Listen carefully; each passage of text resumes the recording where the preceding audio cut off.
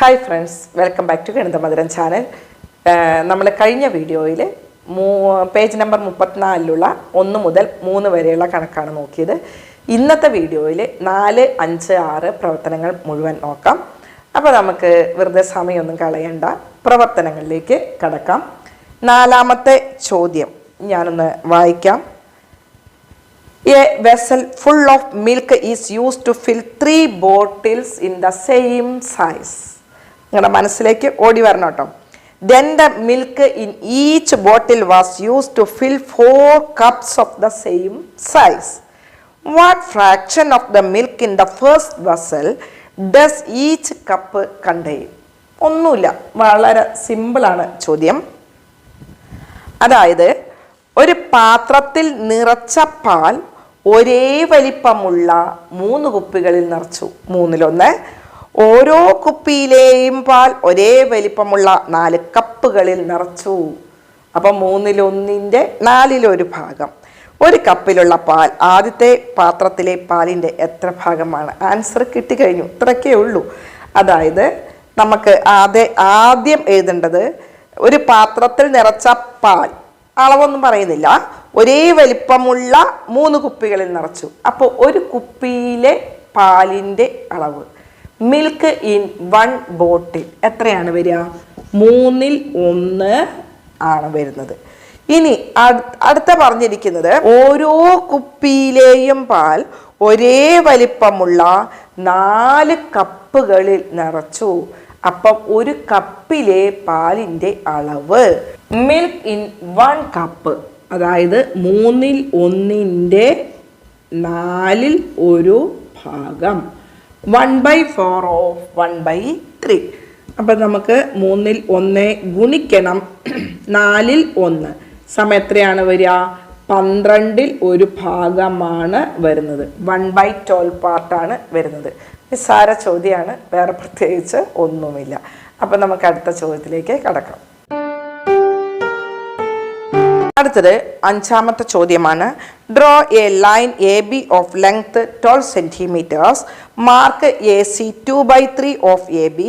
Mark A D 1/4 of A C. What part of A B is A D? അതായത് 12 centimetre നീളത്തിൽ A B എന്ന വര വരയ്ക്കുക. ഞാൻ സ്കെയിലൊന്നും എടുക്കാൻ പോകുന്നില്ല, കൈകൊണ്ട് വരയ്ക്കുകയാണ്. 12 സെൻറ്റിമീറ്റർ നീളത്തിൽ എ ബി എന്ന വര വരയ്ക്കുക. എ ബിയുടെ 2/3 ഭാഗമായി എ സി അടയാളപ്പെടുത്തുക. അപ്പം നോക്കൂ, എ ബി സമം 12 സെൻറ്റിമീറ്റർ. അപ്പം എ ബിയുടെ 2/3 ഭാഗം. അപ്പം നോക്കൂ, എ സിയുടെ നീളം എന്ന് പറയുന്നത് 12ൻ്റെ 3/2 ഭാഗമാണ്. അപ്പം 12 ഗുണിക്കണം 2/3, ഇത് തമ്മിൽ വെട്ടിപ്പോവും. 4 4 2 8 സെൻറ്റിമീറ്റർ. അപ്പോൾ ആകെ 12 സെൻറ്റിമീറ്റർ. അപ്പോൾ അതിൽ നിങ്ങൾ എന്ത് ചെയ്യണം? ഈ 12 സെൻറ്റിമീറ്ററിനെ 3 തുല്യ ഭാഗങ്ങളാക്കുക. 3 തുല്യ ഭാഗങ്ങളാക്കുമ്പോൾ നമുക്ക് വരുന്നത് എത്രയാണ്? 8 സെൻറ്റിമീറ്റർ ആണ് 2 ഭാഗം വരുന്നത്. അപ്പോൾ ഇവിടെ നമ്മൾ എന്ത് ചെയ്യണം? എ സി അടയാളപ്പെടുത്തി. അപ്പോൾ എ സിയുടെ നീളം എന്ന് പറയുന്നത് 8 സെൻറ്റിമീറ്റർ. നോക്കൂ, 4 4 8 4 12, 3 തുല്യ ഭാഗങ്ങൾ, അതിൽ 2 ഭാഗം 8 സെൻറ്റിമീറ്റർ. ഇനി പറഞ്ഞിരിക്കുന്നത് എ സിയുടെ 1/4 ഭാഗമായി എ ഡി അടയാളപ്പെടുത്തണം. അപ്പം നമുക്ക് ഇതിൻ്റെ 1/4 ഭാഗം. അപ്പം എ ഡിയുടെ നീളം എന്ന് പറയുന്നത് 8ൻ്റെ 4/1 ഭാഗം, അതായത് 8/4 സമം 2 സെൻറ്റിമീറ്റർ. 8നെ 4 കൊണ്ട് ഹരിക്കുമ്പോൾ 2 സെൻറ്റിമീറ്റർ. ഇനി അതല്ലെങ്കിൽ തന്നെ നമുക്ക് മനസ്സിലാവും 8ൻ്റെ പകുതിയാണ് 4. 4ൻ്റെ പകുതി എത്രയാണ് വരിക?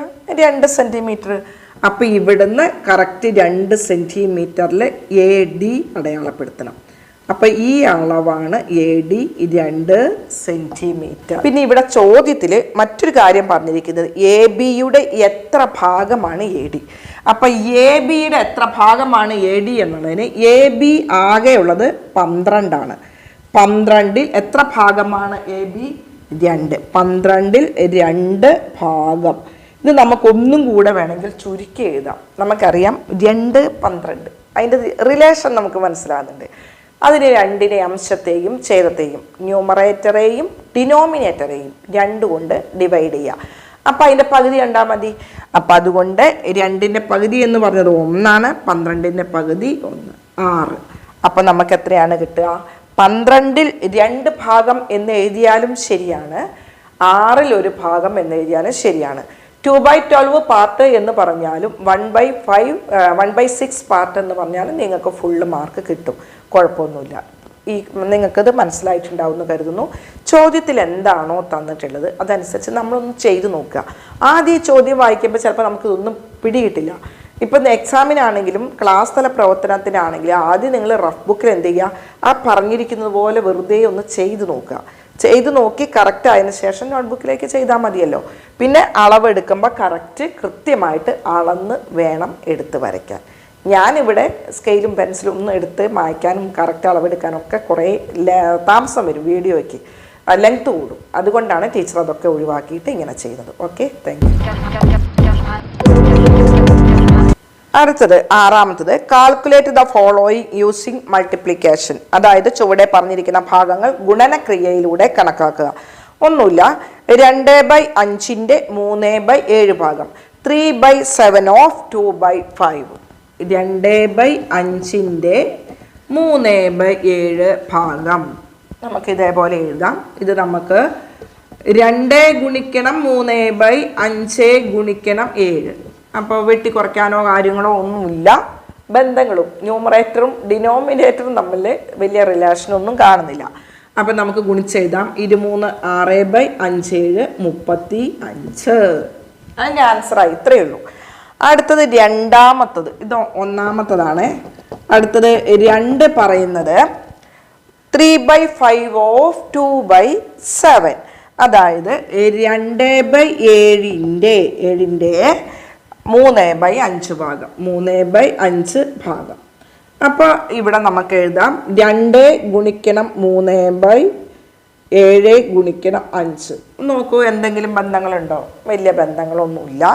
അതുകൊണ്ട് ഗുണിച്ചെഴുതാം. 23 6/7 35. അപ്പോൾ ഇവിടെ നിങ്ങൾ ഒന്ന് നോക്കിയാൽ മതി. ഇവിടെ 2/5 പകരം 2/7 3/7 പകരം 3/5. ഇത് തമ്മിൽ ഒന്ന് തിരിച്ചു ഒന്ന് മാത്രമേ ഉള്ളൂ, വേറെ പ്രശ്നങ്ങളൊന്നുമില്ല. ഇനി അടുത്തത് 3ാമത്തത് 2/3 ഓഫ് 3/4. അതായത് 3/4ൻ്റെ 2/3 ഭാഗം, ഇതിൻ്റെ 2/3 ഭാഗം. അപ്പം നമുക്ക് എഴുതാം 3 ഗുണിക്കണം 2/4 ഗുണിക്കണം 3. ഇവിടെ നമുക്ക് നോക്കിക്കഴിഞ്ഞാൽ ചില ബന്ധങ്ങളൊക്കെ കാണാൻ പറ്റും. ഞാൻ പറയും ഇവിടെ 3 അംശത്തിലും ഛേദത്തിലും 3 ഇരട്ട കുട്ടികളാണ് അല്ലേ. അപ്പം അതിനങ്ങ് വെട്ടിക്കളയാം. ഈ 3ഉം ഈ 3ഉം അങ്ങോട്ട് വെട്ടി. അതായത് വെട്ടുക എന്ന് പറഞ്ഞാൽ 3 ഒരു പ്രാവശ്യമാണ് വരിക. ഈ 3 ഒരു പ്രാവശ്യം. മനസ്സിലായില്ലേ? ഇനി ഇവിടെ നോക്കൂ, 2 ഉണ്ട് 4 ഉണ്ട്. അംശത്തിൽ ചെറിയ സംഖ്യ 2, ഛേദത്തിലാണ് വലുത്. അപ്പോൾ നോക്കുമ്പോൾ എന്തായാലും ഭിന്നസംഖ്യ ആയിട്ട് തന്നെയാണ്, പാർട്ടായിട്ടാണ് കിട്ടുക. അപ്പോൾ ഇവിടെ നോക്കിക്കഴിഞ്ഞാൽ നമുക്കറിയാം ഈ 2 കൊണ്ട് ഈ 4നെയാണ് ഹരിക്കേണ്ടത്. അപ്പോൾ ഈ 2 കൊണ്ട് ആദ്യം ഇതിനെ ഹരിക്കാം 1. ഈ 4നെ ഹരിച്ചാൽ 4ൻ്റെ പകുതി കണ്ടാൽ മതിയല്ലോ 2.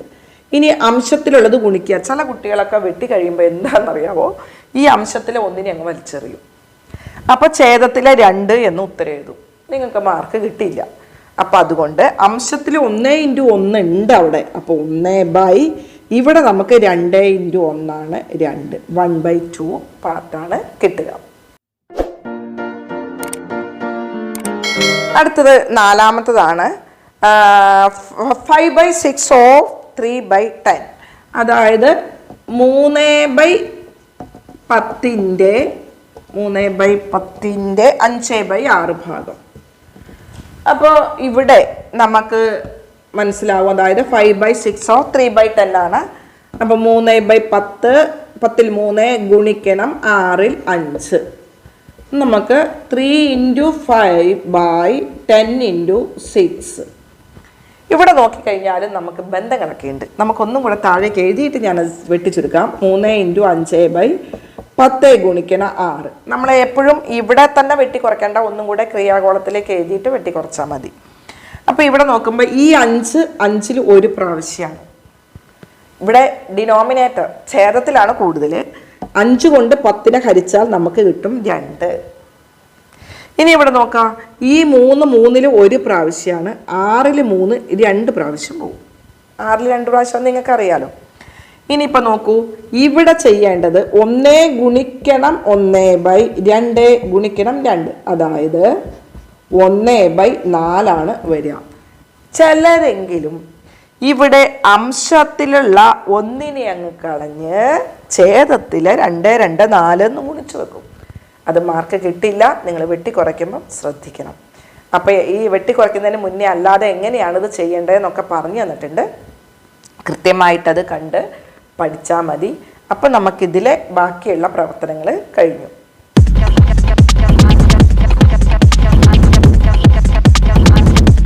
ഇപ്പോൾ കൂട്ടുകാരെ, പേജ് നമ്പർ 34-ലുള്ള 6 പ്രവർത്തനങ്ങൾ നമ്മൾ കഴിഞ്ഞു. ഏതെങ്കിലും നിങ്ങൾ ചെയ്യാത്തതോ പഠിച്ചിട്ട് മനസ്സിലാവാത്തോ ഉണ്ടെങ്കിൽ റിപ്പീറ്റ് ചെയ്ത് നിങ്ങളൊന്നും കൂടെ കാണുക, പഠിക്കുക. ചിലപ്പോൾ ഒരു പ്രാവശ്യം വീഡിയോ കണ്ടാൽ ഒന്നും അറിയില്ലാത്തവർക്ക് പെട്ടെന്ന് മനസ്സിലായി എന്ന് വരില്ല. നിങ്ങൾ ടെൻഷൻ അടിക്കാനോ പ്രശ്നങ്ങളൊന്നുമില്ല. ഗണിതം ആസ്വദിച്ച് പഠിക്കുക. നമ്മൾ താല്പര്യത്തോടു കൂടെ ഇരിക്കുക, ഇഷ്ടത്തോടു കൂടെ ഇരിക്കുക. അങ്ങനെ വന്നാൽ മാത്രമേ നമ്മുടെ മനസ്സിലേക്ക് പെട്ടെന്ന് തലയിൽ കയറുള്ളൂ. അപ്പോൾ നിങ്ങൾ നന്നായിട്ട് പഠിക്കുക, പ്രവർത്തനങ്ങളൊക്കെ കണ്ട് ചെയ്യുക. ബാക്കി പ്രവർത്തനങ്ങളുമായിട്ട് അടുത്ത വീഡിയോയിൽ കണ്ടുമുട്ടാം. Love you all. Okay, by.